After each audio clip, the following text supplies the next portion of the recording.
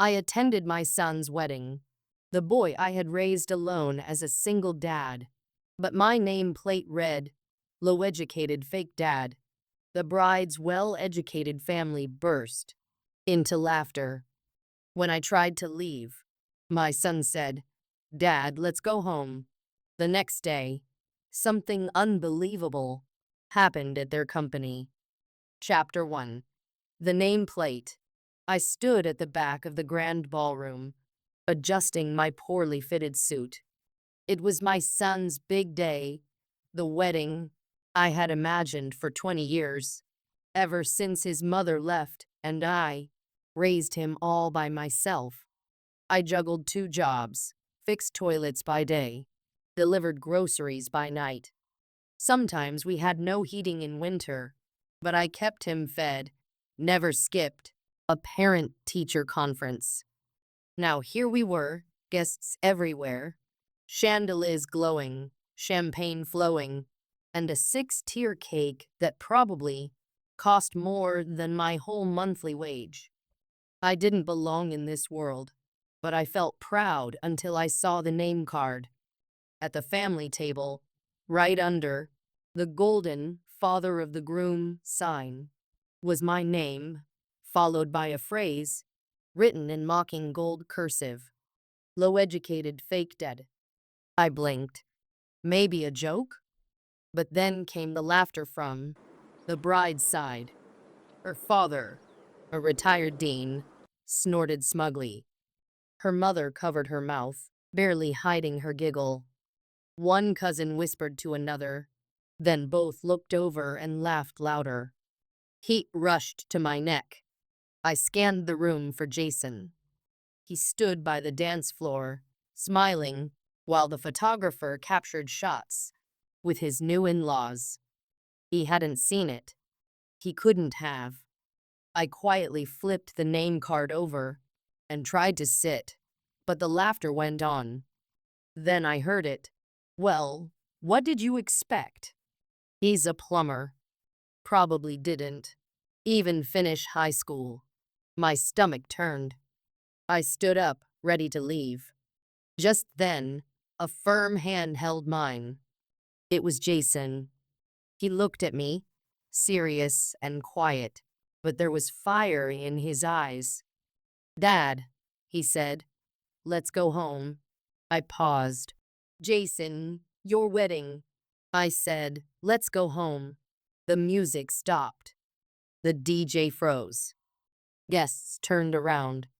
He looked at his bride, then at her family, and said calmly, "You've all just made the biggest mistake of your lives." No yelling, no explanations. He simply turned and walked out with me into the cold night. And the next day, everything changed. Chapter 2. The Man Behind the Curtain. The drive home was quiet, the only sound coming from the distant hum of the city at night. My son was behind the wheel, eyes glued to the road, jaw clenched tight. He hadn't spoken since we left the wedding. Not until we reached the apartment, the same apartment where I had raised him, the same one I still lived in, even though he now had the means to live in absolute luxury. As I reached to unlock the door, he finally broke the silence. "You know, Dad." I saw it. I froze. The nameplate. I saw it before you did. I was standing off to the side, watching, waiting to see what you'd do. I turned, confused. "Then why didn't you stop them? Why didn't you say something earlier?" He looked at me, eyes heavy with something I hadn't seen in a long time, pain. "Because I wanted to see if they'd go through with it. If they'd actually humiliate you, the man who raised me, on the most important day of my life." And they did. Jason pulled out his phone, tapped a few times, and handed it to me. It was a secretly recorded video. The bride's father laughing as he passed a pen to one of the cousins. Her mother cracking a joke about trailer trash walking among them. And worst of all, Jason's bride herself, nodding. "My real father is the man I'm marrying," she had said with a smirk. That plumber guy? He's just a formality. My heart dropped. But Jason, he was calm, ice cold. Dad, I never told you this before, but I didn't sign the prenup. I blinked. You didn't? He shook his head. They begged me to. Her father even offered to invest in my startup if I agreed. But by then, I'd already built something. Quietly, with a friend. A tech security firm. He paused. That's why I kept living simply. I didn't want to attract attention. Then he went on. Last year, we were acquired.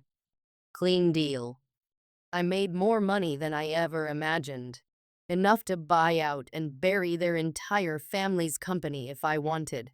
I slowly sat down, stunned. Jason's eyes narrowed. They thought they were marrying a trophy, a fool they could shape. But they didn't know I had my own plan all along.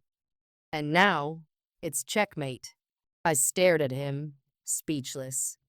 He opened his laptop and began to type furiously. Tomorrow, they'll finally see the person they tried to humiliate. And once I'm through, the bride's family will regret ever mocking the man who raised me. Chapter 3. The Shareholder Shock. The next morning, Jason was already suited up in sharp navy by the time I stepped into the kitchen. The coffee brewed behind him, untouched. Dad, today's the day they find out who you truly are to me. Not some stand-in father, but the man who shaped me into who I am. He handed me a folder. Inside were company records, financial statements, and ownership papers. The bride's family business, Westbourne Hospitality Group, a chain of upscale hotels and restaurants, was quietly hemorrhaging money. And Jason? He'd been acquiring their silent partner shares over the past year using shell companies. Quiet. Calculated. I looked at him. You already own part of their business? Jason smirked. Try 48%. And as of 9 a.m. today, I'll hold the majority. 9:15 a.m., Westbourne Hospitality HQ. Jason strode into the glass building with me at his side. Staff paused mid-conversation, jaws parting in shock. The same faces from the wedding, now wide-eyed, tense. The conference room was crowded. At the head of the table sat Gregory Westbourne, still smug, still unaware. What's the meaning of this? He barked as Jason took his seat. Jason calmly laid a thick file on the table and addressed the board. Effective today, I own 51% of Westbourne Hospitality Group. Here's the evidence. Legal documentation included. You're welcome to confirm it with your attorneys. A heavy pause, then murmurs. Gregory reached for the documents with trembling fingers. His eyes widened as reality hit. You little parasite. Jason didn't blink. No, Gregory. I'm the result of the man you all ridiculed. The plumber you mocked. The fake dad who worked 14-hour days so I could get an education. Who taught me integrity, discipline, and patience. The boardroom was frozen. Jason turned to address the rest. Let's be clear. I'm not dismantling the company, not yet. But starting immediately, Gregory, your daughter, your wife, and every member of your family is terminated. Severance packages will be mailed. Gasps echoed. Gregory lunged forward, veins pulsing. You can't do this. This is my company. Jason's tone didn't waver. It was. Now it belongs to the man you spat on. Through me. Then he turned, nodded at me, and we exited together, leaving the Westbournes speechless, their empire in ruins. That evening, Jason and I sat on the balcony, the sunset painting the sky in orange and violet hues. You didn't have to do that for me, I said softly. He smiled. I didn't do it for you, Dad. I did it because of you. Everything I've achieved, everything I've become, it's because you believed in me when no one else did. My eyes misted over. Happy late birthday, he added. Next year, we'll celebrate it the right way. Chapter 4. One final knock at the door. 2 weeks went by. The story of Westbourne Hospitality's hostile takeover spread like wildfire across local media and industry chatter. Headlines ranged from groom shocks, elite in-laws to from plumber's son to power player. Jason, once ridiculed, was now being invited to speak at investment events and leadership panels. As for the bride, Emily, she disappeared from social media. Her once curated feed of champagne, brunches, and beach selfies went quiet. Rumors flew that she and her parents were now facing lawsuits for embezzlement and under-the-table dealings within the firm. And then, on a rainy night, came a knock at Jason's door. Emily was standing there, soaked from the storm, makeup smeared, clutching a drenched designer purse. Jason, her voice broke. I made a mistake. I was under pressure. My parents always made me feel like you weren't enough, that your father was beneath us. But now Jason cut her off, steady and cool. You realize now that the man you mocked owns the roof above your head. She glanced past him and saw me, seated on the couch behind. Mr. Carter, I'm sorry. I was foolish. I raised a hand. Stop. You're not sorry for what you did. You're sorry for how it ended. She stood frozen. Jason pulled out a small envelope from his coat. Your parents signed this when they were desperate to sell the last company shares. It contains a clause banning any family member from working in or holding stock in any Westbourne-related business again. He passed it to her. That includes you. Her eyes filled with tears. Jason, please. Can't we just talk? He looked at her one last time. You had your chance. You chose ridicule over love. You picked public shame over loyalty. Now I choose peace over reconciliation. And he shut the door. Gently, but irrevocably. Epilogue. Legacy.